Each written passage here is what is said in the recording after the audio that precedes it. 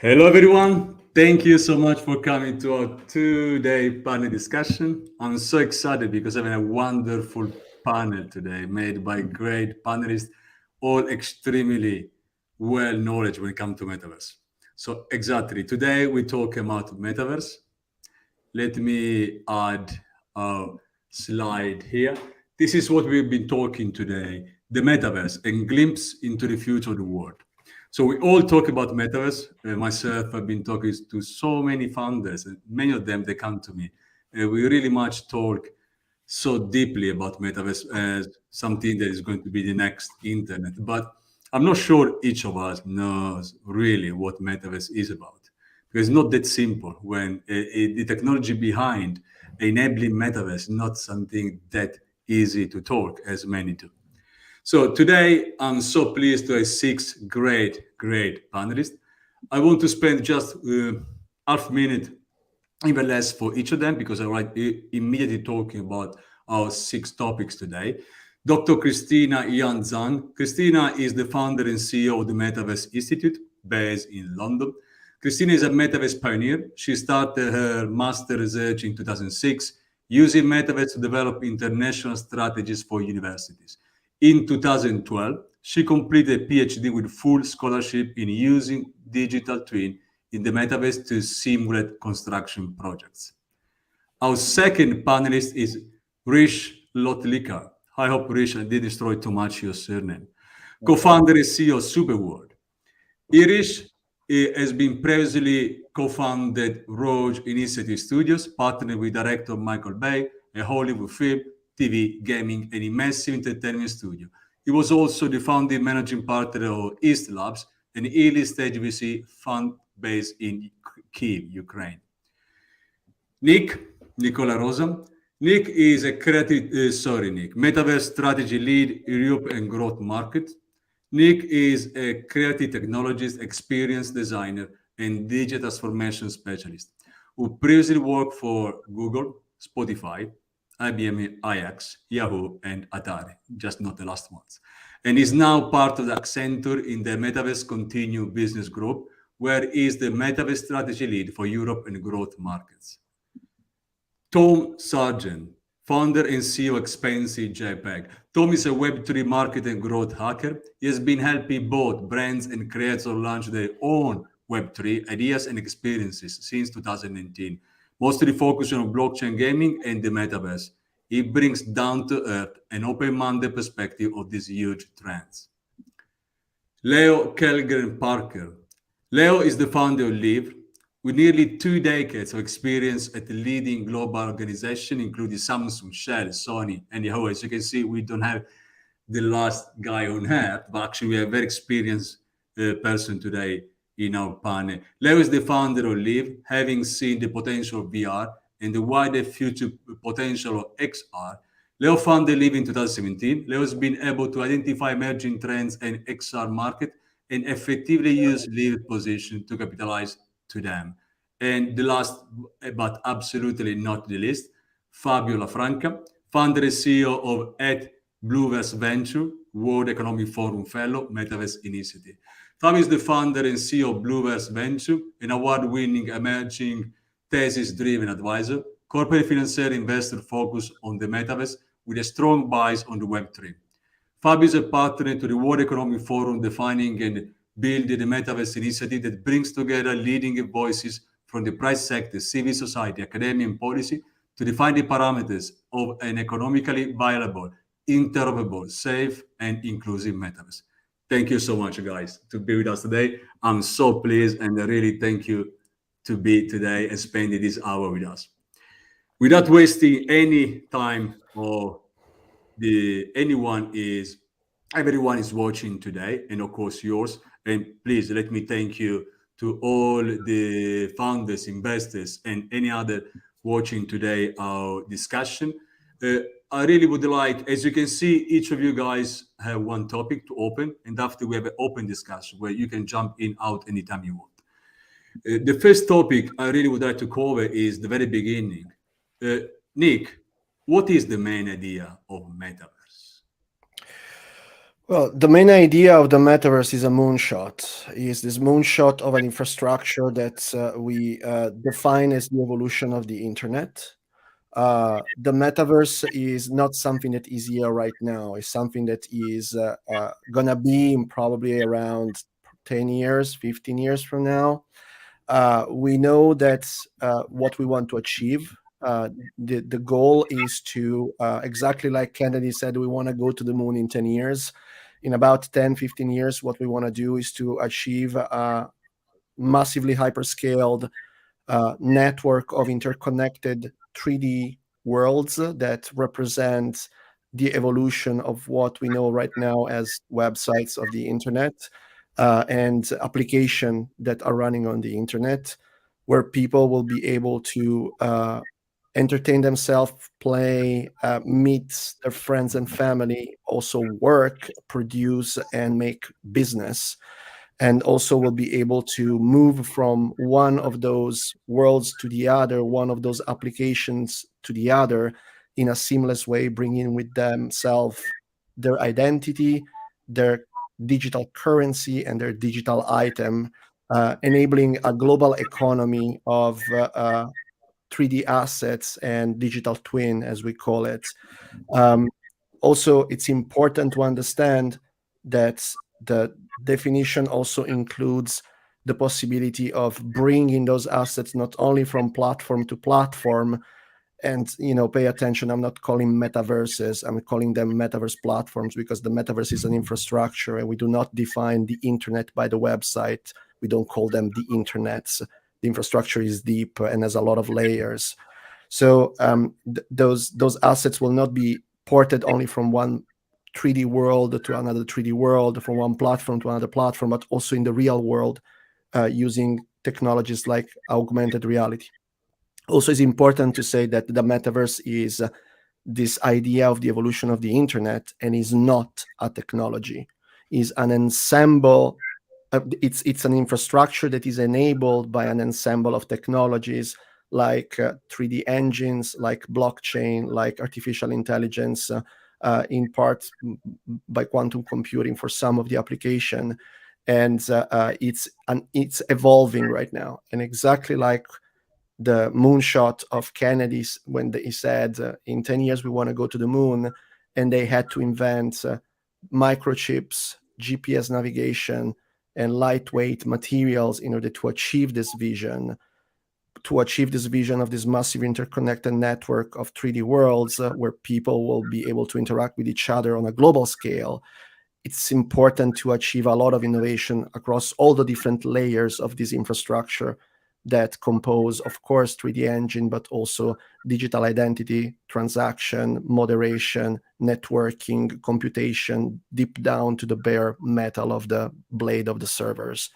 And this is a huge opportunity because as those innovation that have been achieved during the 60s to go to the moon are now used in our everyday life, microchips, GPS navigation, and the composite lightweight material in our mobile phones, in our houses, everywhere we are using those inventions.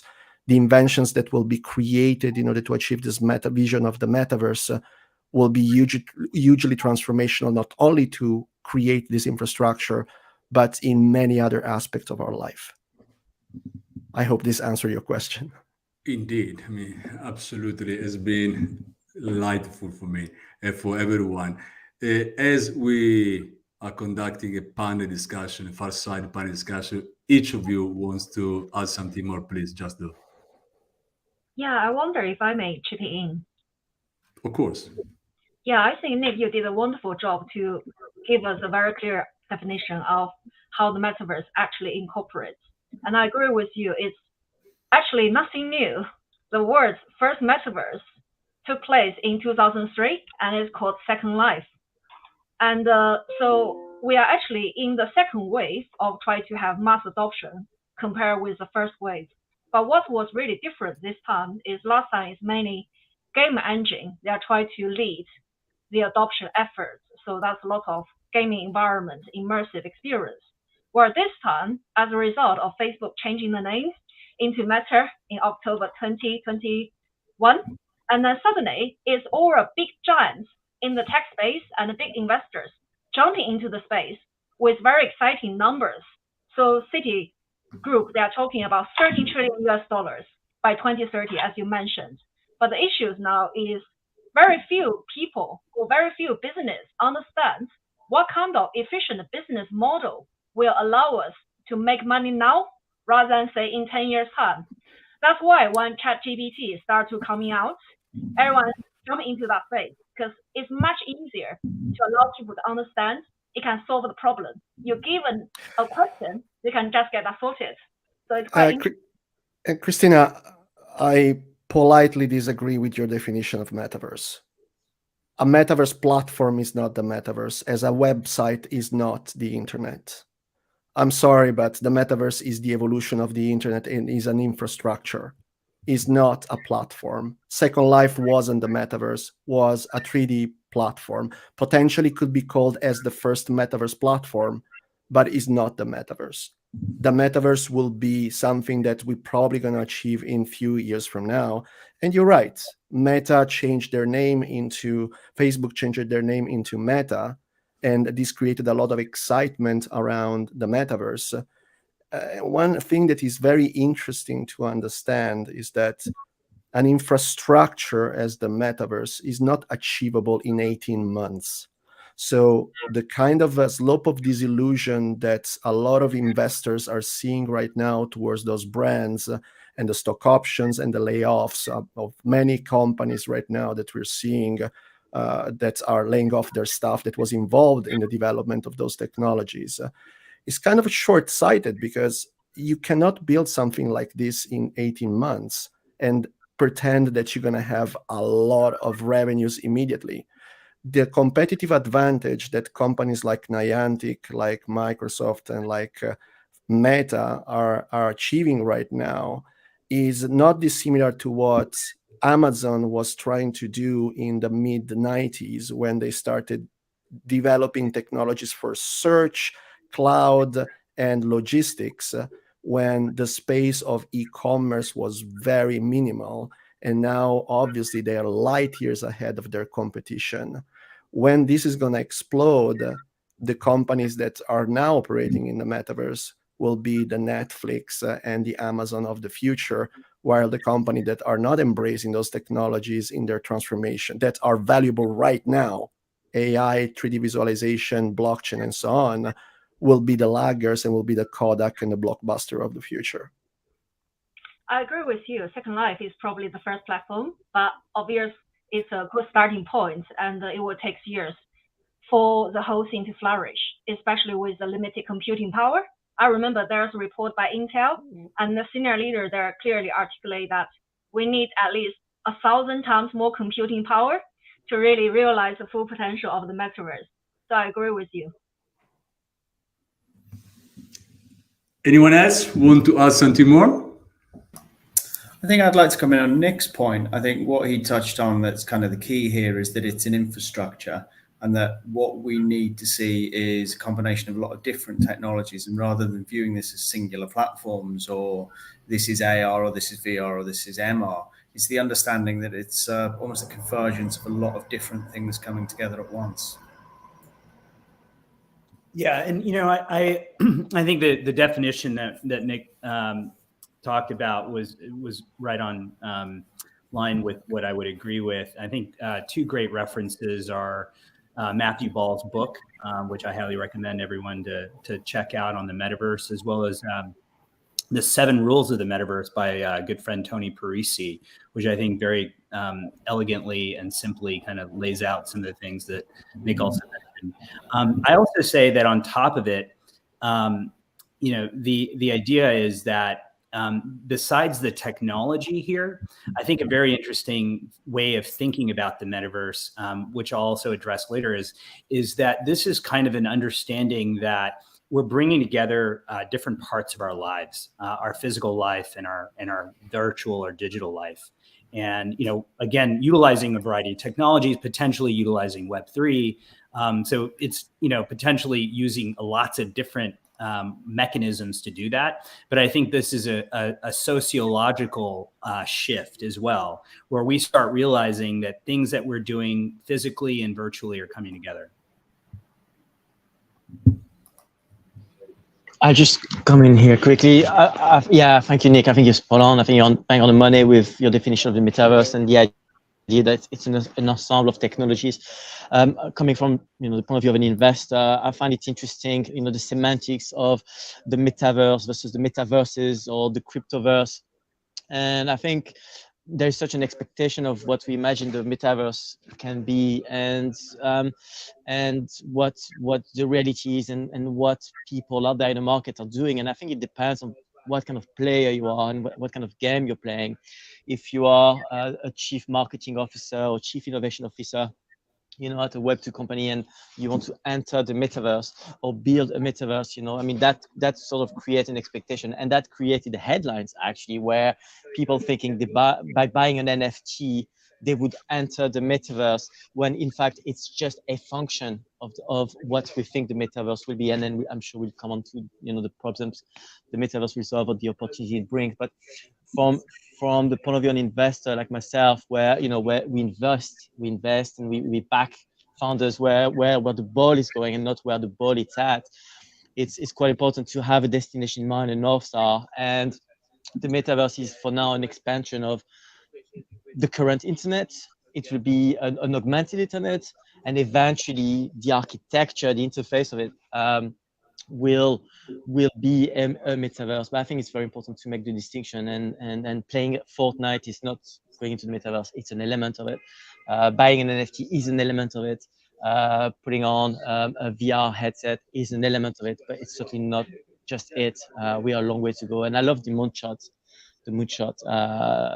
comparison allegory. I think a metaphor. I think it's brilliant. Thank you so much, guys. I think we can move to our next topic, because unfortunately we have a limited time and we must move forward. The topic number 2, which we addressed, will be started by Tom. What are the topics, key components, and possible applications when we talk about metaverse? Yeah, so thanks. I think this builds very nicely on top of what we were just talking about. I think Nick did a fantastic job at giving a very good definition there. And as he mentioned, some of the key components that build up the metaverse, they are kind of siloed individual components when people discuss them in regular conversation.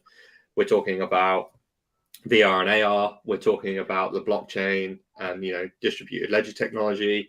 5G is going to be a huge component in this. We're talking about distributed storage systems, IPFS and stuff like that.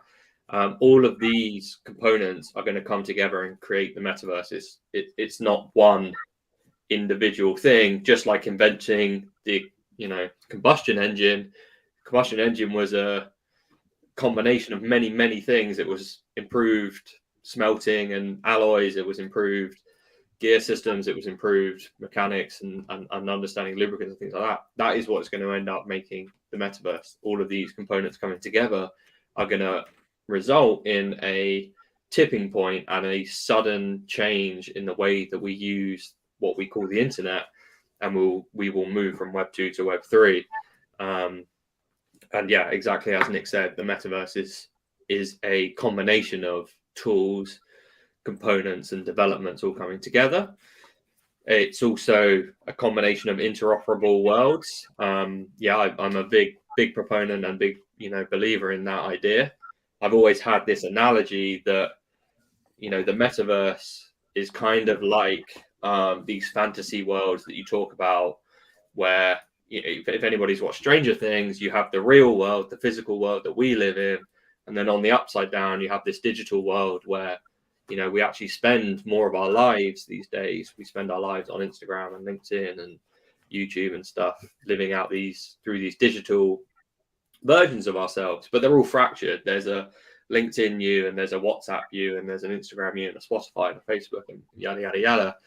And one of the biggest failings of Web 2 is that it's very hard for those things to communicate together, to own assets together, financial economical powerhouses together. And one of the best things that we are looking forward to in the metaverse is a linking of this digital identity, creating one identity that lives across all of these virtual worlds and these virtual realms that we call metaverse platforms in this universe that we call the metaverse.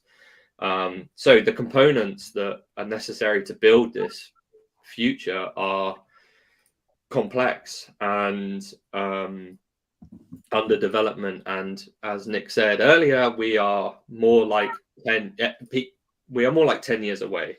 Really, we should be looking at 2030, not 2024, because a lot of these elements are going to take a long time to develop and a long time to build. We're talking about digital identity. How do you represent yourself in these worlds? How do you authenticate yourself? How do you authenticate yourself against the assets that you own? And how do we recognize each other? One of the biggest problems we have in Web 2 is spam and fraud and things like that. And how do you identify that someone is a legitimate person that you're talking to and they don't just have the same name and the same credentials is an interesting conundrum to try and come over against. And there are a lot of fantastic tools out there that are making huge headway. Lens, MailChain, things like that are very helpful protocols for self-identification. We have, how do you navigate and move between the worlds? Most people today, when they move between websites, they use a search engine like Google, which goes through and indexes huge portions of the internet so that we can search. There is no Google search for Web3. There is no Google search for the metaverse. So how do you know where you need to be in a virtual geographic system to attend events and to meet friends and things like that? So the whole navigation system is still something to consider. And then it's even trickier than our current navigation system, which, if you think, we have an address system with zip codes and things like that to make our way around the real world. In the virtual world, we have IP addresses and things like that to make our way around the road system and the network of the internet.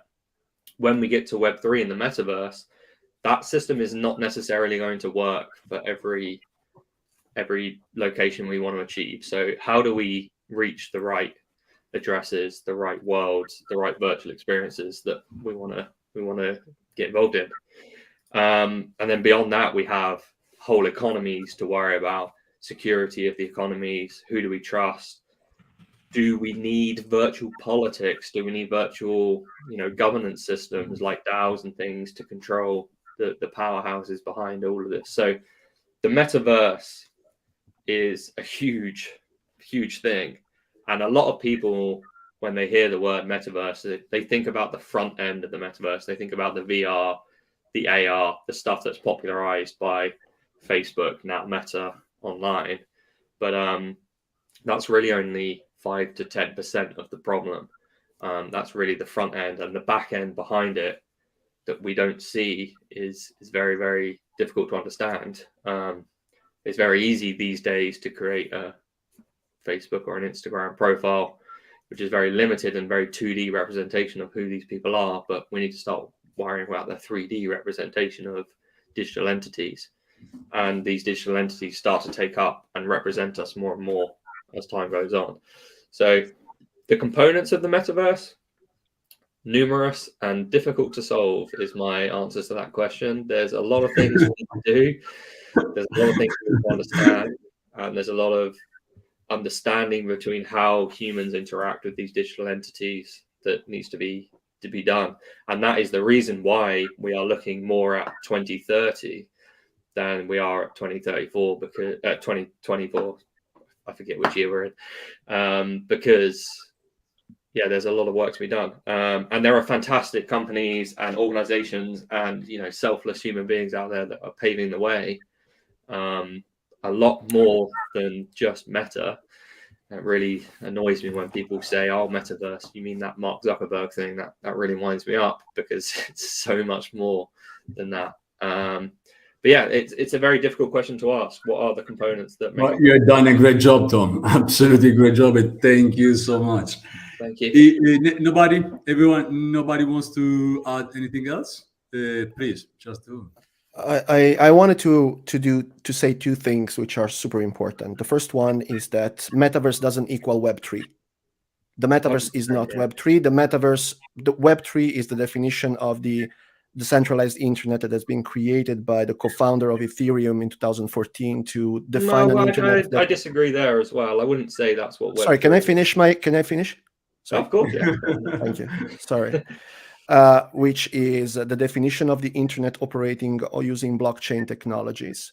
The metaverse right now, as we know and as we build at the moment, can be done in centralized and decentralized way. There are some very clear examples of platforms built on decentralized technologies like the Decentraland and the Sandbox, or all other crypto and DeFi initiatives that are using NFTs and cryptocurrencies. And there are some other platforms right now, like, for example, Meta Horizons or Fortnite or Roblox, that are operating and working very effectively and doing great business with centralized technologies. And I believe that this kind of definition of the centralized metaverse and the Web3 metaverse is going to go around together in parallel for a very long time, because there are companies that buy legacy systems for legislation in local governments where they're operating, or for highly regulated environments, are not going to be able to embrace immediately blockchain technology, at least in full.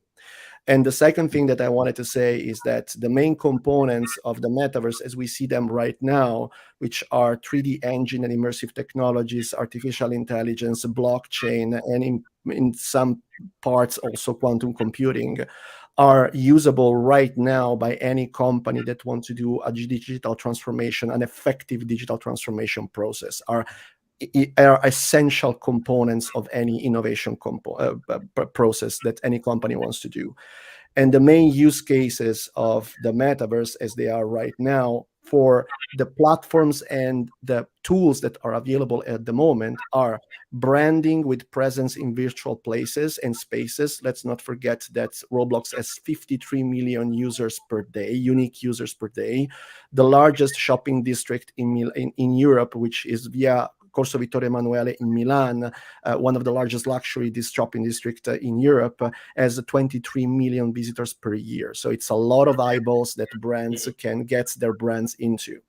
Engage with communities. Is possible to engage with a community of creators in order to supersize the presence of a brand or a particular kind of product or service, and adding on top of that the creativity of those creators, which is something that Coca-Cola did very effectively, dropping the use of their brand into a community of creators as an NFT connected to some terms and condition of use, and they started creating all sorts of products. New product lines. L'Oreal launched a virtual makeup product during the pandemic that was able to create virtual makeup with webcams, and you could purchase this filter, and you can also purchase the actual makeup that were connected to those filters online. Connected through experiences, like, for example, the concert of Ariana Grande or the concerts of Snoop Dogg and other artists that are happening right now on metaverse platforms, or even just the Metaverse Fashion Week that is happening on the Decentraland. Another great way to get engagements into through those platforms. And then productivity and education. Accenture, and it's a number of today, onboarded more than 200,000, my company, onboarded more than 200,000, the company I work for, not my company, unfortunately. We onboarded 200,000 people since the beginning of the pandemic using a metaverse platform that is called Allspace. And we are using also this kind of technology with our clients in order to productize this experience for all HR transformation programs. So these 5 pillars are, as we identified right now, the main use cases that are truly transformational for all the companies that we're working right now. And apologies if I've been very long in what I wanted to say, but it's important to be clear in the definitions and the things that we're talking about. I know I appreciate the definition and things, but I I would also say that to your second point there, all of those pieces that you listed, those components are not ready for mass adoption. If which 10 components? million Sorry. people logged, let me finish. If 10 million people logged into the Metaverse Fashion Week today, the site would crash. It would completely fall over. I've attended Metaverse Fashion Week every time it's run, and it's not ready for mass adoption. How many daily active users do you have on your platform that you onboarded 200,000 people to? We have instances of 50 people each, and we usually run 6 instances. Yeah. 60. I can finish. Okay. So first of all, Ariana Grande's concert has been broadcasted to millions of people at the same time on a centralized platform. Yes, and but not... at the same time at the same time, yeah. And it was successful. And second, at Accenture, we do instances of onboarding per geography of 250 people per onboarding process. That usually takes 2 days. Most of the time, this onboarding process happen also at the same time. The thing is that the platform right now has a limit of 50 concurrent users in the same instance of the environment. Yeah. And we are duplicating that instance across different kind of instances in order to have all those 250 people at the same time. What you said, that is impossible to have concurrent users that can see and interact with each other right now at the moment, is true. But this doesn't mean that you cannot do it in a very efficient and effective way. Of course. Guys, I had to stop you. I'm very sorry. I would imagine that your definition of the metaverse you gave 5 minutes ago didn't include only 50 people interacting at a time. Correct, but I say that the metaverse is not here yet. I'm just saying that the technologies that will be components of the metaverse in the future are available right now, and companies and brands can get value from those technologies right now. The components that are available now are on version 0.01 of release. They have a long way to go before they're ready. 2030. But this doesn't mean that you cannot get value. And talking about your first point, whether the Web3 and the metaverse are synonymous, I completely agree. They are not the same thing. The metaverse is a much bigger problem than Web3, and we got an agreement. Web3 is kind of a stupid Let me move on. Tom, Nick, thank you so much. Let's move on because I'll stop. No problem at all. We are here to discuss it. It's beautiful. I want to give 1 minute to Fabio and Christina so they can give their point as well. Fabio. Thank you. I'm really enjoying this. So yes, some problems it will solve, and it will raise way more problems. Obviously, interoperability. I think I'm the first to drop that word. And scalability are clearly problems we need to solve. I think a concrete example I use to explain what sort of problem the metaverse can solve is by asking a simple question. I mean, for example, at conferences and stuff, do you have a Facebook account? And everybody raises their hand, and then ask who has shares in Facebook, actual stock, and most of the hands drop, and I'm like, okay, so how many times a day, or many days a week do you actually post content on Facebook or Instagram, pictures, videos, and everybody, we all do that. So we create content, we participate in the creation of this attention content economy, but we don't get the rewards. We don't participate economically. So one of the aspiration expectation of the metaverse through Web3, through the blockchain technology, is to get rewarded, through participation, through tokenization. So the rise of the tokenization economy, the crypto economy, is very important in solving a problem where we should get rewarded now for sharing our data and sharing content. So that's one of the problems, and obviously, it will solve some problems, but it will give rise to opportunities, economic opportunities. So the creator economy I mentioned, but also the data economy, the crypto economy. So these are opportunities we can only start to peep into. I mean, we don't know yet. When we created, when websites were created in the late 90s, we didn't really know what would be, the size of the opportunity. So that's even more important than the problems he's trying to solve, and the problems arising from giving birth to this metaverse. Thank you so much, Fabio. Christina, we close with you with second topic. I think another really interesting application is the use of digital twin. So we create the virtual representation of a model linked up with IoT to really assist real world decision for smart city development, for like medical trainings, especially for surgeries, aerospace, and there has been lots of interesting application in the space developed by different big tech giants. And I think this potentially can be an area for enterprise adoption for many different metaverse related applications to bring real world value to our daily life. Thank you so much, Christina. I want to jump to our next topic. Rich, what problem does Metaverse solve? In venture capital, we talk about problem and solutions, right? So where is the problem if we need a solution? Yeah, and I think it's a really great question because I think we've been in the prior questions talking about some of these things, and I think this question allows us to kind of zoom in on what are some of the problems, and I think there's other problems that I don't think that we've yet fully understood that hopefully the metaverse will also solve. I think the one thing that I want to bring up is as a beginning answer to this question is, we've noticed over the last few years that we've all become more virtual, right? Whether it's, because of COVID, you're not, going to fly somewhere, or you've now started working remotely and you don't want to go in for a commute and you want to work from home, which is great. And, some of those activities are more digital activities, like you're on a Zoom call like this one, and it's great. And then some of those activities, you might go into an office, or you might go to a concert, or might go to something, in a physical environment, IRL, in real life type of activity. And those activities are thought of as more kind of your physical life.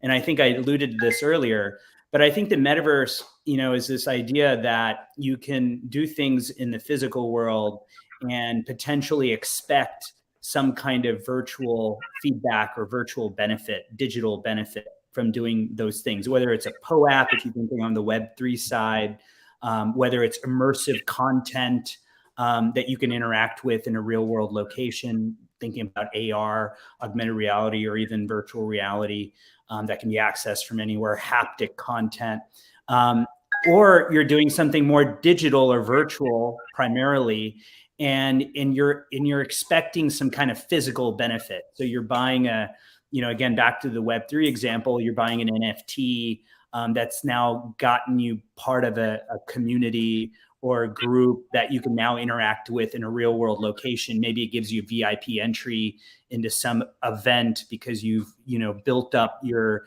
virtual standing within a community, or you've interacted with immersive content prior to doing something physically, and therefore you have some more, compelling connection with the content creator because you've interacted in their virtual world. So, I think one problem this really solves is it brings together parts of our lives that we've seen as disjointed.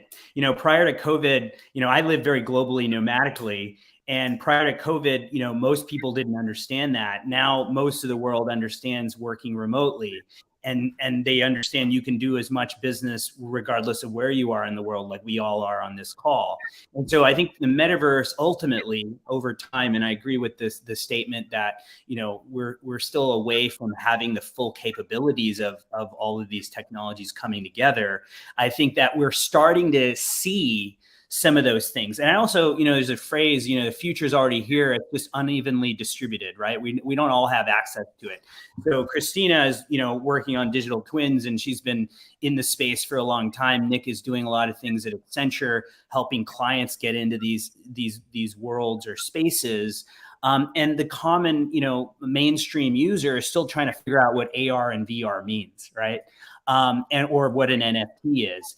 But what we're seeing is that regardless of our understanding of these technologies, that there is this strong curiosity about these technologies. Some of us are already interacting with some or more of these technologies, right? And so I think that, you know, the statement that the metaverse is 10 years away, though I agree with that in its full optimized, you know, in its fully optimized state, you know, you could even say it's 25 years away, right?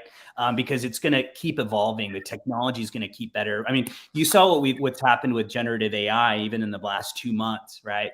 And you're going to get generative 3D content with GPT-5 and other things. So the point is that, you know, I think that there are some of us that are doing things that would be more kind of in the metaverse already.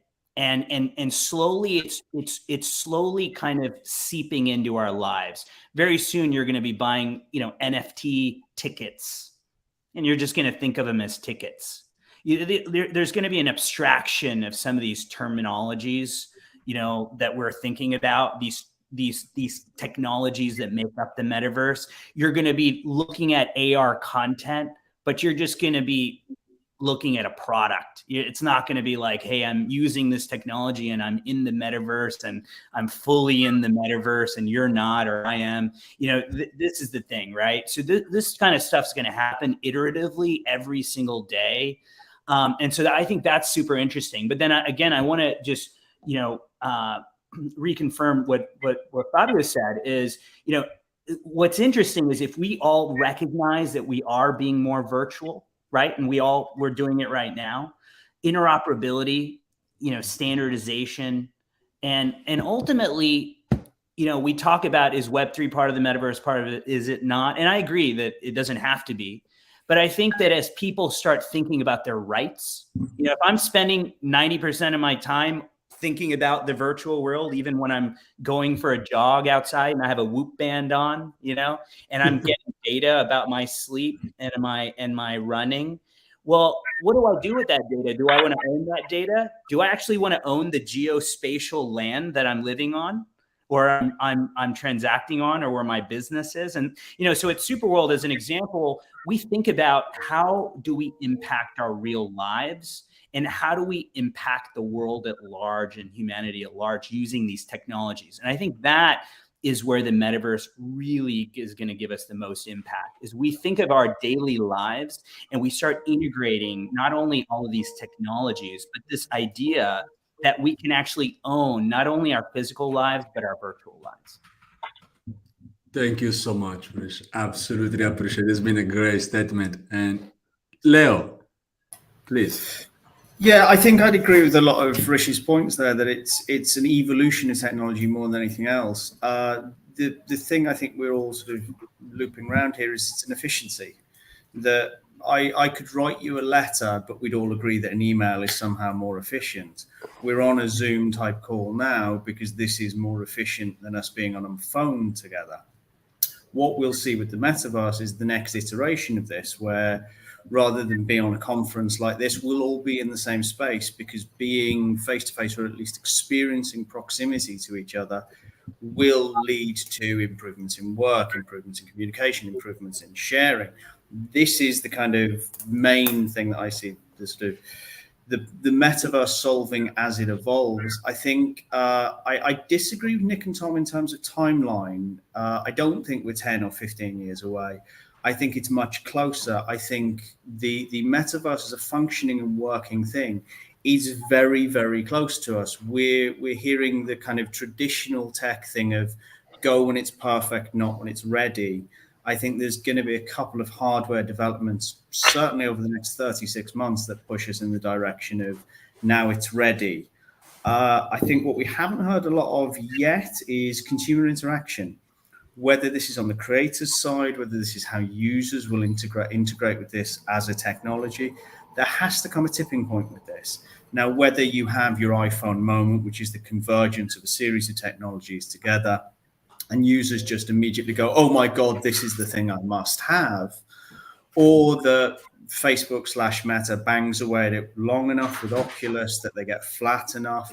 Pico has already proved that you can have pancake-style headsets. These things are getting slicker. In terms of AR, we are going to need quantum computing for true AR. That brings around questions of storage. Stanford is doing extraordinary work in terms of glass storage. All of this is ticking away, but it comes as an evolution rather than, I think, an actual step change towards what the metaverse will be. And I think we need to embrace every stage of this as we go. So rather than looking for a singular problem in the traditional VC sense of what the metaverse solves, if you rephrase the question as how can the metaverse in its current and near future form make everyone's life that little bit better, I think we get to a solution a bit quicker that way. Thank you so much, Leo. As time is not, unfortunately, is limited, that's our greatest enemy's time. I would like to move to our fourth and starting with Fabio. How will the metaverse change the world and affect real life? Yeah, perfect, brilliant. And in fact, I'll bounce off what Leo just said brilliantly, and I could try myself at French philosophy and actually flip the question around. How the world could change the metaverse, and absolutely, COVID was a qualitative leap. To use a bit of a Marxist analogy, but it was definitely a Marxist analogy. Oh, sorry, the heater is off. I'm in the garden. I'm not virtual yet, and I'm freezing.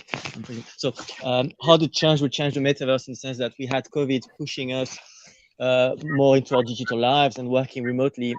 So there might be events, whether it's iPhone moments, like Leo said, or whether it's another external macro event that will actually push us towards a form of metaverse. But we've already seen some examples of what the metaverse or being more digital can do for us. I mean, we'll have more fun. I mean, gaming has sort of driven the metaverse, so we can have more fun and playful experiences which are more interactive. We can be more social. So I think we have an understanding of what the metaverse can, how the metaverse can change how we have fun and we entertain ourselves, because basically either we sleep, we work, or we entertain ourselves. I mean, that's the 3 A's almost. So I think we have an understanding. The second element is how we work. Obviously, Leo just explained it brilliantly. How we learn from an education point of view. I mean, we can have virtual classrooms. We can have a better way of learning that's more interactive. There's an element of reality privilege as well. So not everyone can travel, and we're talking about a recession here, and so you can actually travel virtually and access culture, and just break this the reality, the privilege of reality of actually traveling to the Louvre in Paris to actually go see the museum. You can actually do that virtually. So that would change the world in a way. But absolutely, I think we're all expecting, I think what we call the Bretton Woods of digital Bretton Woods, the Bretton Woods of the internet, and there will be some significant benefits. And I will conclude with, how we view the metaverse with reverse is, there is the architecture element, the infrastructure, and then there is the interaction, the interface bit. From an interface point of view, it's more immersive, it's more interactive, it's more fun. From an architecture, from an infrastructure point of view, going back to the blockchain, it's how we get rewarded, how creators get paid for their work, and that will be transformational. I don't want to say the word disruptive. That will be just transformational, and that's how we view it as investors. We do think at some point, everybody will be able to create their content and be rewarded for it in a more fair way. But metaverse is being the next generation, and I will conclude with this being the next generation of the internet. We expect to bring a better society at large through better education, better interaction, and through the more democratic process. Through the use of DAOs, decentralized autonomous organization. Now, we can see in gaming we start to see some new governance structures that's applied now in games or being tested as a concept. It can be applied in a much wider society, and I'm quite excited by that prospect. Thank you so much, Fabio. Anyone else want to add something on this topic? I can add something on this topic quickly. there are certainly some wonderful aspects on how the metaverse can change the world. And I agree 100% with what Fabio said. That is a tool that can really lift the boats for everybody, providing better education, provide a better productivity, provide a more human touch to the way that we communicate digitally, allowing people to have a career independently by their postcode of birth, which is something that is happening for the first time in the history of humanity. If you're born in Cambodia, if you're born in Laos, if you're born in South America or UK, you can, and you have a good idea, you could make it happen. Also, it's important to understand that as every new wave of technologies and infrastructure that are created, there are good and bad aspects for each of those technologies and infrastructures. Some of those things are really on our face right now with the manipulation and the polarization of the political ideologies that happen through the advent of social networks and the manipulation of some foreign states for in the meddling of elections in the United States and the UK when the Brexit voting happened. So it's important right now also to raise some ethical questions and ask the right questions about how we can potentially create some governance from a legislative point of view on a government level, and raise awareness of these potential issues right now in order to create those that ring fence around the potential problems that can happen from the usage by the incorrect and misuse of those ensemble of technologies that will be this infrastructure called the metaverse. I will do a little bit of self-promotion right now. In my book, Understanding the Metaverse, a Business and Ethical Guide, I'm talking about all of these things. There's a very optimistic point of view of this new infrastructure that can really help humanity and change the meaning itself of reality. McLuhan wasn't wrong where the medium is the message. If we're talking about an infrastructure that is creating alternative realities, the concept of reality itself in our society will change as it changed the concept of communication using mobile phones. So it's going to be transformational. We're going to be able to experience anything. We're going to be able to, do a hike on the Himalaya, learn kung fu, or go in a bar where Humphrey Bogart is there in the 40s.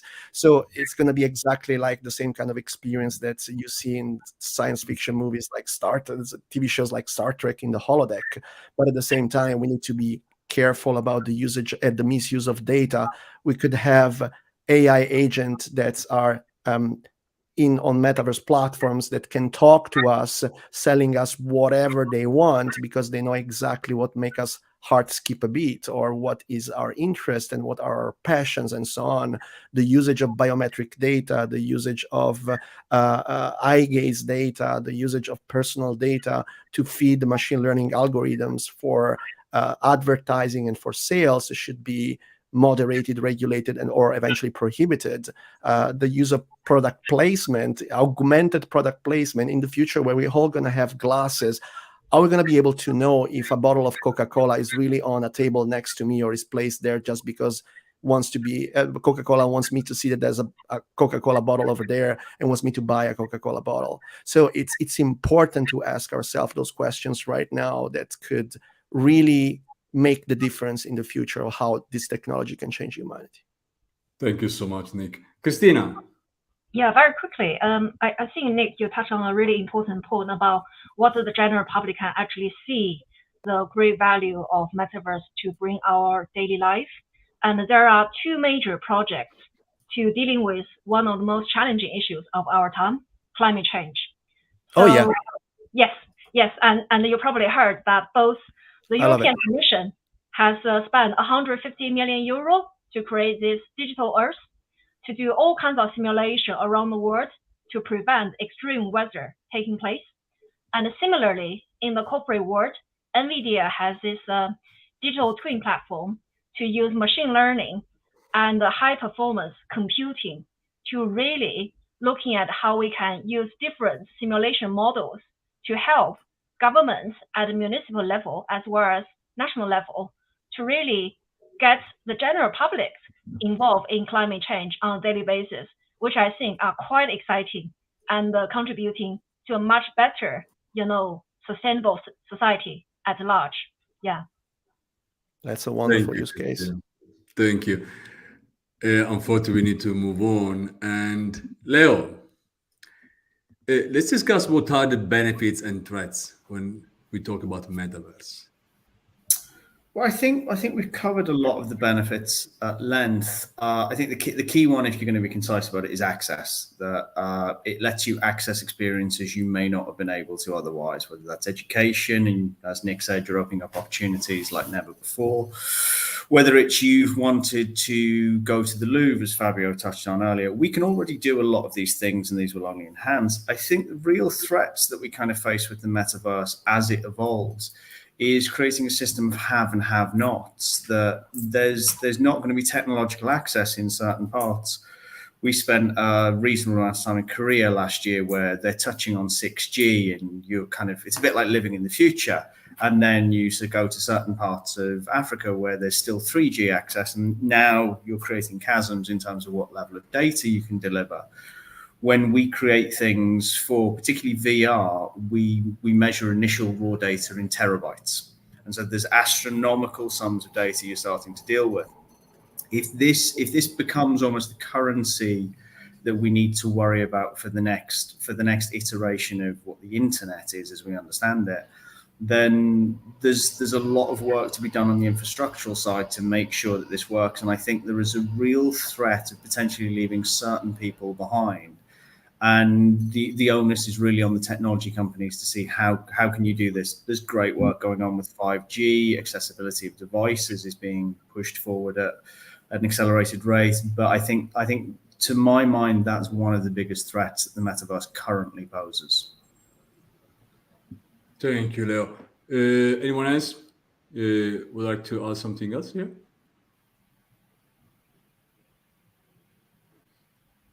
We're all okay? Chipping in. Please.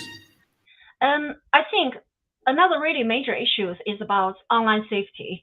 And most of the online safety discussion I have seen so far focusing on the 5% of the internet, which is indexed. Because we all know about 95% of the internet, which are not accessible to the general public, is called deep web. And often there is another about 10% is called dark web. It's full of criminal activities. So I think maybe when we are dealing with governments and major policymakers in the future on the online safety issues to do with metaverse, maybe we should not only focusing about the 5% of internet which we can accessible through Google or Bing or other kind of like search engine, but also thinking about the other 95%. Should we allow that to be a safe place for all of them as well? I can jump in here. So with the World Economic Forum, we created a couple of working groups, and safety is a big topic. And actually, the World Economic Forum has done a great job in gathering lots of executives from big companies to address this issue. And I agree, the darkverse, as it's called now, is quite a concern. Terrorism, harassment, all sort of issues that need to be addressed. And I have to say, I'm quite impressed with what the WEF is doing in terms of gathering all these executives and trying to find solutions, find ways to create a safe and sustainable metaverse. I encourage everyone to look at the World Economic Forum website and read those reports and see who's involved. Thank you. Thank you, guys. So we are going to the last topic, which is very, very, I'm very into this topic. I've been talking so many times, and that's listening. The metaverse will allow us to live forever, which is unbelievable. I mean, there are so many rich people in this world that are trying to get another 10, 20 years.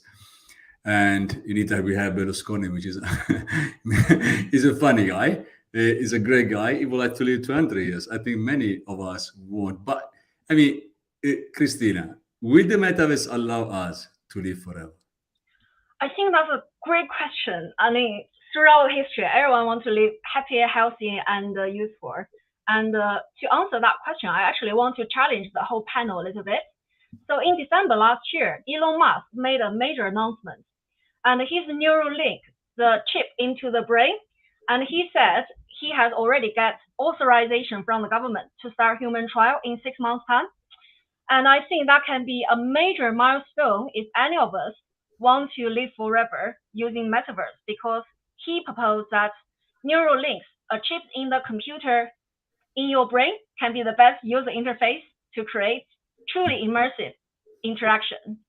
So is that something we would like to have a go? I know it's hugely controversial, but I would like to ask that question first. I don't think you could pick a more controversial question to start with there. Amazing. I'm gonna keep it short and sweet, and my entire answer rests around is a life that is entirely in the control of an organization or a chip or a piece of, a singular piece of hardware, really a free life? That's my question. That's my answer there in all of its entirety. Who's going to take the next? I'm happy to jump in. I think a lot of this is pure philosophical questions, and whether you live forever or not depends on what you categorize yourself as being. Potentially, this has already happened, and we've lived forever, and this is the recollection of a super AI in zeptoseconds, 15 millennium from now. There's no way we could know. There's no way of proving one way or another. Maybe the question for you, Max, is: do you really want to live forever in one form or another? No, unless I will be young forever, but I don't think I will. So, I've enough another 50, I can add another 30, 40, for me it's okay. As long as I can work, I can do whatever I'm doing now, I'm fine. After, it's okay. I can give my space to others. Yeah, I think you're teasing the French philosopher in me, or the pub French philosopher in me. But yeah, that raises more questions. I mean, who wants to live forever? And do you want to live forever in a one-bedroom or a studio flat in London? And will that translate in a virtual studio flat in London, in the metaverse or in the Londonverse? I mean, the question is what sort of legacy we want to leave on a personal level, and what sort of legacy we want to leave on a more macro level. And I think building the metaverse with all the founders are back and I help. I think it's about building a better world and then living a better selves, or better digital selves. And I think there's a lot of work there to do. I don't know if anyone else want to add. Yeah, I can add on top of this. I don't believe that the metaverse is going to allow us to live forever. The metaverse is going to allow us to live thousands life in our lifespan. What is going to allow us to live forever is eventually the evolution in research, in biology, in medicines. There are some amazing studies about the use of metformin to increase the lifespan of human beings of about 20%. And you can go right now and search for it, metformin, which is a drug that is used for diabetes that apparently has miraculous effects to the human body right now. It will allow us eventually to create a fingerprint of the way that we usually talk to people, an approximation of what is our thinking. And OpenAI is already accelerating on a product that is exactly this. So basically, you can collect all the WhatsApp chats that you had with your loved one that's passed away, and create a digital version that you can eventually WhatsApp times to times and receive some messages back. The migration towards a more technologically driven evolution is already happening right now. The biological evolution is too slow, and will certainly, without a doubt, drift towards a more a more prominent integration of technology inside our body. I don't think that this will happen in our lifespan. It's probably going to happen in 1,000 years from now, in hundreds or thousands of years from now. But the need of a quicker interface between the digital infrastructure and our brain, especially with the advent of general artificial intelligence, will be absolutely needed. We need to fuse with the technology as quickly as possible and need to learn how to use those tools as quickly as possible, because otherwise we're going to remain basically chimps that are in front of the monolith, like 2001 Space Odyssey. We need to start embedding that kind of superpowers into our life, exactly as right now we are all having in our pocket a mobile phone. That's my point of view. Thank you, Nick. Rich, would you like to close it? Sure. I agree with that. I think that, there's a lot of innovation going on in biotechnology and, CRISPR and life extension. So there is a biological aspect of this, and then there's the virtual digital aspect of extending life or someone's memories, and being able to have, potential immutability in different aspects of our life as it relates to Web3 technology. But, I think that ultimately, I think that, the promise of the metaverse, as I mentioned earlier as well, is that we're able to, again, bring our lives together, bring people together, create ways that we can engage more globally, to be able to create products that go direct to customers, to be able to have ownership of things that prior we didn't have ownership of, like digital representations or digital items. So, there's a lot of things that it's going to give us. Life extension, I think, has a biological aspect to it that we definitely need to solve, and it's getting better. And it's very exciting, I think, as we bring virtual and physical together, how, even if you look at the advancements in biotechnology and the advancements in life extension, we're going to use these metaverse technology to accelerate that, and open AI and AI in general to also accelerate some of the learnings that we're getting. And so back to what was just mentioned, I think that we're going to be, again, connecting with these technologies in a way that's going to advance our own human abilities. So I'm very excited about that, and excited about being able to use those technologies to connect and to improve the world and to benefit the world. And that's our mission, is, again, creating real world utility, enhancing people's lives using this technology, but then also just enhancing humanity. And that, again, that's what we're focused on at Superworld. Thank you so much, Rich. Unfortunately, we've been running out of time. I like to take questions from the audience, but we are very late. I will take only one. And if just one of you guys wants to address what our data suggests the users are clamoring to own and sell digital goods at a general level. Would you like to take this one? Tom, do you want to like to take it? Sorry, yes, I was on mute. That's a very good question. I suppose really it's part of a wider, I don't want to say revolution, but movement of people, where we are reaching a point with technology where we don't need to rely on centralized systems for everything. They certainly do serve a purpose. Financial systems and things like that are a really good example. But does Instagram need to own all of the photos that I upload there, or can I own them? Does Spotify need to own all of the recordings that get uploaded by artists? So in terms of ownership, I think we are not seeing a mass movement yet, but we are starting to see the embers start to form around this idea of ownership and digital asset ownership.